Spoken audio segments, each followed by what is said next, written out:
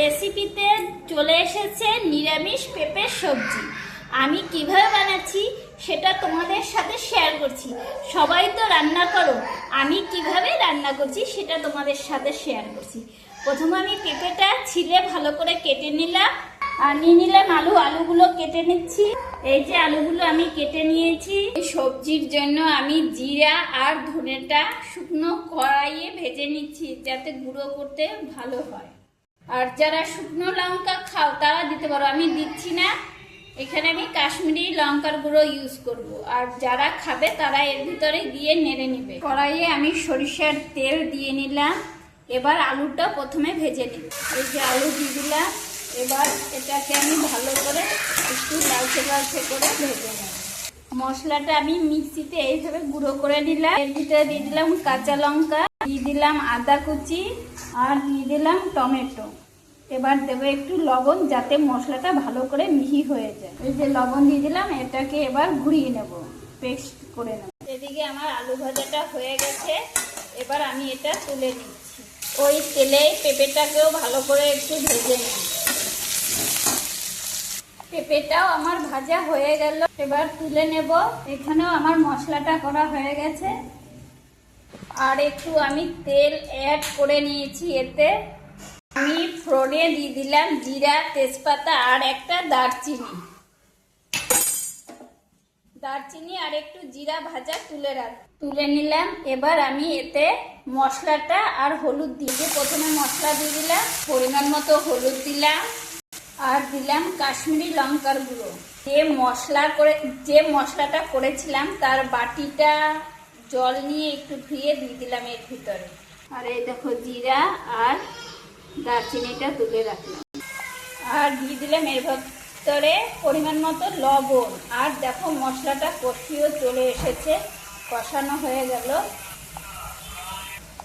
দেখো মশলার কালারটা কত সুন্দর হয়েছে, দেখেছো? এর ভিতরে এবার সবজিগুলো সব দিয়ে দেবো। এই যে এর ভিতরে সবজিটা দিয়ে দিলাম। এবার ভালো করে কষিয়ে নেব। দেখো কষানো এটা হয়ে গেল। এবার এতে পরিমাণ মতো জল দিয়ে দেবো। এই দেখো আমি এতে জল দিয়ে দিলাম। দেখতে কত সুন্দর লাগছে সবজিটা। সবাই তো সব রকম খায় না, আমি কিভাবে বানাচ্ছি সেটাই তোমাদের সাথে শেয়ার করছি। আর এরকম বানিয়ে খেয়ে দেখবে, কিন্তু খুব ভালো লাগে। এই দেখো গ্রেভিটা কত সুন্দর হচ্ছে, দেখেছো? টকবক করে ফুটছে।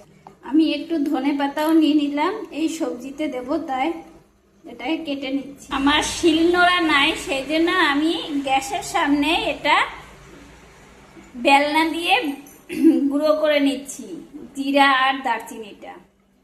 তোমরা শিলনোড়ায় করবে, আরো ভালো মিহি হবে। আমি এর ভিতরে ঘি দিয়ে দিলাম একটু।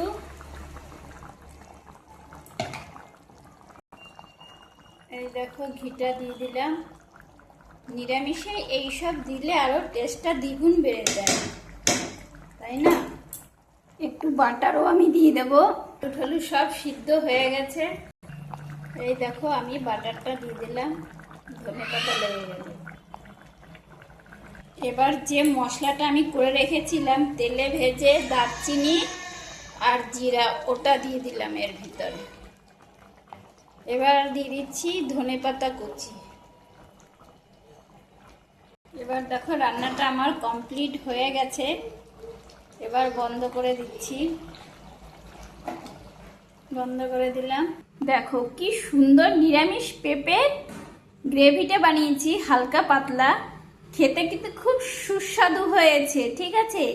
এতে আমি কিন্তু শুকনো লঙ্কা এমনি দেইনি, চিনি দেইনি। এতে তোমরা হালকা একটু চিনি দিতে পারো, আমি দেইনি। পেঁপেটা মনে হয় মিষ্টি আছে, সেই জন্য। আর এটা মাছ মাংস ফেল করে দেবে, এত সুন্দর, খেতেও দুর্দান্ত। তোমরা একবার এইভাবে রান্না করে দেখবে, ঠিক আছে? আর আমার রেসিপিটা কেমন হয়েছে ওটাও কিন্তু কমেন্ট করে বলে যাবা, ঠিক আছে? টাটা, তোমরা ভালো থাকো, সুস্থ থাকো।